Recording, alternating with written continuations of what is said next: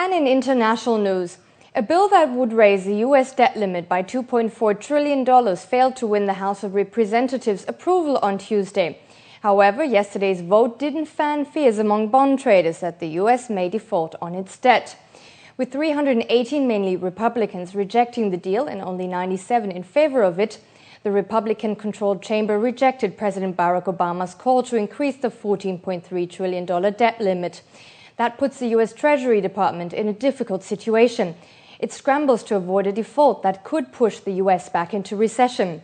It had been tapping alternative funding sources since the debt limit has been reached on May 16th, but has warned it will run out of options if Congress does not act by August 2nd. For now, markets are not tremendously concerned over the possibility of a default. The markets are used to considerable amount of theater before any major debt ceiling debate, one economist said. We have to raise the debt ceiling. There is no option to doing that. And that will happen because the economic impacts of not voting to raise the debt ceiling would be calamitous. India's exports in April rose an annual 34% to nearly $24 billion, while imports for the month rose 40% year-on-year to $33 billion, government data released on Wednesday showed. With that, India's trade deficit in April stood at $9 billion.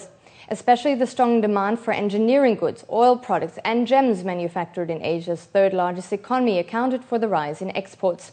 India's economy grew 7.8% in the first quarter from a year earlier, its slowest annual pace in 5 quarters, as high inflation took a toll on consumption and investment, data released on Tuesday showed. Shopping in Japan could become more expensive. The country is said to plan to double its sales tax rate from currently 5% to 10% within the next 5 years. According to the Nikkei Financial Daily, Tokyo plans to raise Japan's sales tax in 2 stages, starting with a hike of up to 8% in 2013 and then to 10% by the year 2015.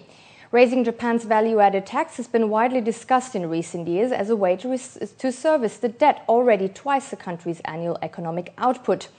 The March quake and tsunami that devastated parts of Japan gave a boost to calls for a tax hike, as they could be used to pay for the reconstruction of the country. But critics say a tax hike would be ill-timed, given that supply currently outstrips demand in Japan. The world's largest mobile phone maker Nokia slashed its sales and profit outlook for this year, blaming tumbling prices and intense competition. Nokia now says it expects net sales in the second quarter to be substantially below its previous forecast of between 6.1 and 6.6 billion euros. Also, Nokia said it no longer was appropriate to provide an annual target for the full year. Once the undisputed force in the mobile phone market, Nokia has been losing ground in the lucrative high end of the market to smartphone makers Apple and Google. The company recently overhauled its phone business, adopting Microsoft software. However, the fruit of this strategic partnership so far hasn't been reaped. That's it for international business, but before we head back to news, let's take a quick look at the Asian equity, commodity and the currency markets, and after that, Laura Buckwell is back with the news.